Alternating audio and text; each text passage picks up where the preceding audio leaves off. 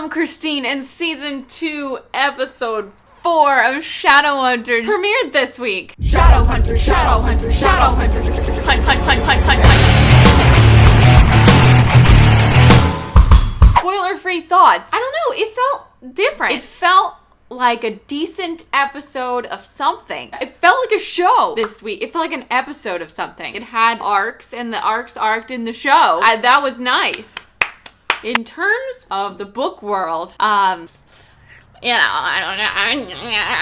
broke a lot of rules. But in terms of like being a show that was watchable, that was more watchable than a lot of the episodes I've watched before that were like, and there was establishing shots. I don't know if you noticed, but we got a buttload of establishing shots this week. We go to the City of Bones and we have a shot where we like see it. And the Institute, before we go in there, we have a shot. We're in New York City. There's a shot of New York City. Like, it grounds the show. We have an idea of where this is supposed to be. I'd give the episode a B. That's all I'm gonna say in this non-spoilery section. Go ahead and go watch the episode, come back, we can talk about it together, okay? Peace out, non-spoilery people. Goodbye. Okay, so Clary goes to visit Jace in the City of Bones. I liked it. It felt bookish to me. You know how I love when things feel bookish. Am I in love with all of Jace's lines? No, but the scene like almost worked. You know, like, it was this close to being like, I believe that these characters would exchange words like this. Like, it was so close. It was just like a few little things that Jace said, or his intonation, and the way he said things. And it didn't feel rushed, which was something that I really appreciated. It was nice. I was like, ooh, that felt like a show on TV. And then we come back and we have this great scene with Alec and Magnus where Alec was thanking him for being there for him. You know, I didn't wake up until Jace came, but I could feel you all along. Like, you were really helping, thank you. And it felt so Alec, it felt genuine. And they're talking about that first date that they never had. I thought it was a cute exchange. I really liked that scene. Then some weird demon shit goes down and Alec and Izzy head over to Clary and they're like, Frey, you're with us. She's like, what? Me? Yeah, well, no one else is available, so, come on. So Jocelyn is like, Clary, they're making me move to Idris because I'm Valentine's ex-wife and blah, blah, blah, blah, blah. Will you come with me? And Clary doesn't know. You know how I love when they put Clary and Alec together on the show. Like, it's magic. I love them together. They have this conversation, and he's like, oh, so I heard you're moving to Idris. How did you know that? You know, news travels fast in the Institute. Don't get too excited. I don't know if I'm going yet. And they, like, banter back and forth about it, and I love it. Their dynamic is so much fun, and I just want them to be together all the time on the show. Of course, the moment is weirdly thrown off kilter by the heat sensory ruin. I mean, it flowed in terms of the show. In terms of me, I was like, what? In the show, they have this habit of being like, something that'll make the plot easier, but we're not sure how to get there. There's a rune for that. Need to be able to see heat patterns. It's the heat sensory ruin, so we can see where the demon was using their heat patterns. Okay. I love the line when she's with Izzy and they're talking about moving to Idris and she's like, is there a ruin that can allow you to be in two places at once? I wish. Next week on Shadowhunters, there's a ruin that can allow you to be in two places at once! Oh my god! I really like this repetition of the moving to Idris conversation. They injected a little bit of humor with that, and it felt very human and natural in this environment where they're all living together. In this episode, Aldertree captures Raphael because Camille, I mean, we don't even know for sure that it is Camille, but Camille's been creating these vampire dens and murdering humans all around, and everyone's blaming Raphael even though he's not doing it. Aldertree brings him to the office, locks him in a chair, and starts torturing him. We're not torturing you. We're just torturing you.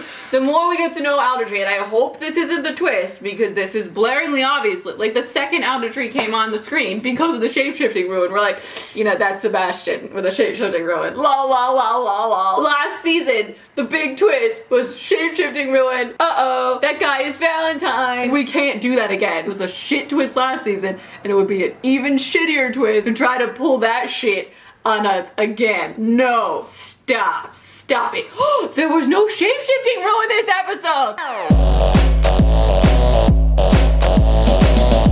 That That is cause for celebration. That is a step forward in itself. Yeah, we had a heat sensory ruin. I don't give a shit. There was no shape-shifting ruin. Now, this better not be a plot to try to phase out the idea of shape-shifting ruin so that we forget it's a thing and then they can use it for the twist, because that'd be idiotic. Back to Aldertree. The more we see Aldertree, the more it's like, oh my god. It feels like they might be foreshadowing that it is Sebastian because he is torturing this vampire. That feels like a Sebastian thing to do. And then to add fuel to that fire, Jace is being put on trial by the Silent Brothers with the Soul Sword while he's being interviewed with the sword. I don't know why it's relevant to what his feelings are for Clary. That felt like a Sebastian thing to ask. I don't know why it's relevant. His Falcon story. I don't know why the Falcon story came up like 10 times in this episode. It felt so random and stupid every time. Yeah, kill me like you killed my Falcon. Jeez, that was such a good scene until you said kill me like you killed my Falcon. That was like, no, it's not the same. It's not the same killing your son and killing his pet. Back to Aldertree. He also was like, yeah, I know about the Falcon story. I know about his lessons with you. Harsh lessons for a little boy, eh? And it's just like, oh, stop. Stop asking Sebastian questions. Do not be Sebastian. You best not be Sebastian. And then at the end, when Aldertree was being attacked by Valentine and his thugs, he was like, Jace, get the sword! And Jace helped Aldertree, and they didn't get the sword. Like, that scene felt so book. That Valentine breaking him out of a city of bones. Shit, that was book. And they had a good fight scene. And then it stopped for a second, and there was more fighting, and then he was like, do it! Kill me like you killed my Falcon! He could have just been like, yeah, do it. Do it. Don't worry. He will, Jace. You'll get your time. Just not today. So it looks like we're leaning to the very, very obvious plot twist, but I'm gonna keep my hopes up for, it's not. They're just, for a false trail. Like, that they're just laying out a false trail to the obvious plot twist. Back to Magnus and Raphael. I really like that Raphael went to Magnus after the torture happened. He was like, I had no one else to go to. I like how they're setting up Magnus as this kind of foster daddy for all the orphan downworlders that have no place to go. I love what he said to Camille about that. Camille was like, you know what? You have to choose me or them. I know you love me. I'm the only one who will always be here for you. And I'm like, everyone else he was mentioning also lives forever, so it's not a good argument. It's not the best, but you do you. And Magnus was like, enjoy hell.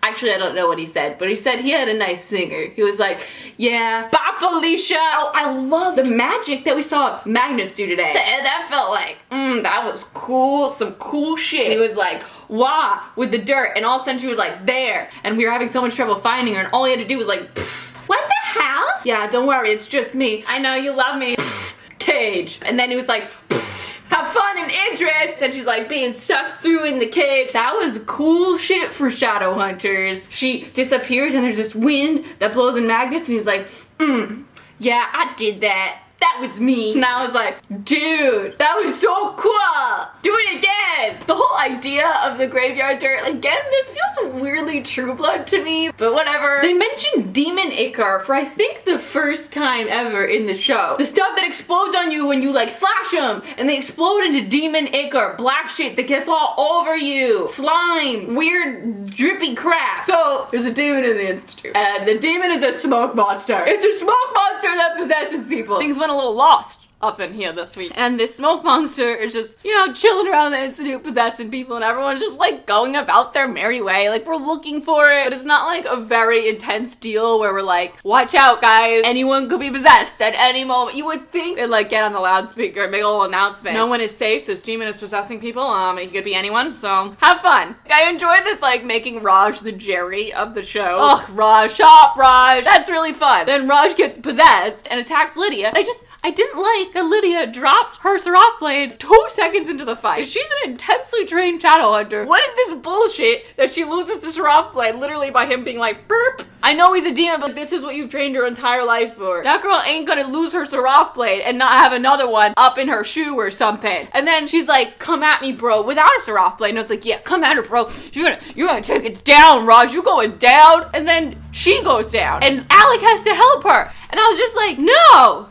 No! I don't know if that annoyed anyone else. I want an intense fight there, and I don't know if they just didn't like have time to do an intense fight scene, but if you're gonna attack Lydia Branwell, I want a fight scene. The Thing comes out of Raj. What the Thing likes to do is, as soon as it possesses someone, open up the nearest human's chest and take their heart out. Just rip it up. Like, that's its thing. Ripping open chests. It's like in Teen Wolf when that guy's thing is to like take out people's pineal glands. I did really like the scene with the soul sword though. It felt very much what I pictured in the book when he was struggling to speak and struggling not to tell things, but he had to. Then we have the scene, Clary comes around the corner, Alec is on the ground, he's got blood in his hand, he's like, what did I do? And she walks into the room and Jocelyn is dead. Jocelyn is dead! Bye, Jocelyn! Your character's weird on the show. We don't want anyone dragging anyone to Idris. Peace out, A-Town. Doom, doom, doom, doom. It doesn't look like she's coming back to life. I was okay with her being dead. I feel like I've discussed that, like, I'd be fine with show Jocelyn dying, but at the same time, I was not fine with the tape watching her die. Jocelyn Fairchild is a fierce-ass warrior woman, and Alec walked up to her. We knew there was a demon loose in there. Again, this lack of announcement, this lack of preparation for anyone to be the demon was weird.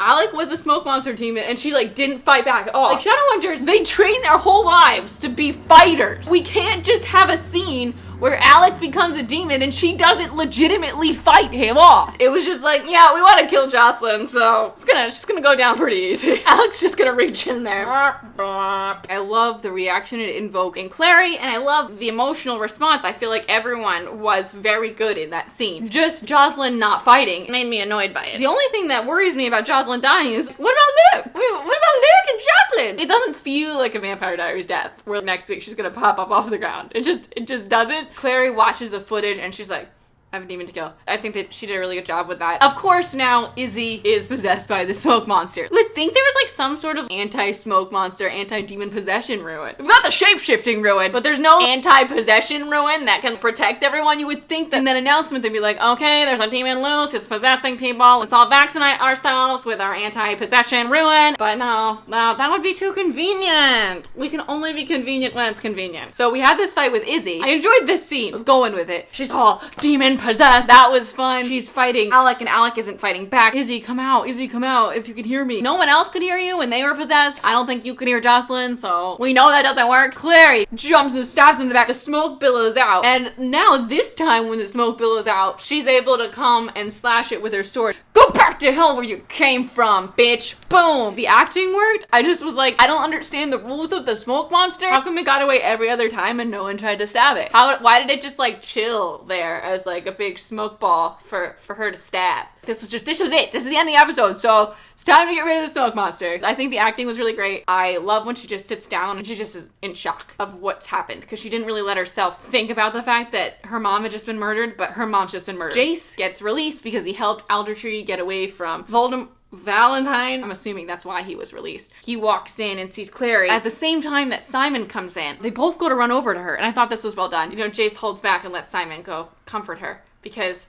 Jace can't be with Clary. I do like that we're seeing that struggle. I mean, we had to pull it out of him instead of just like seeing it in his eyes and stuff in different scenes. I feel like that was kind of like our fairy scene, and I want that fairy scene. Oh yeah, and then Hodge died.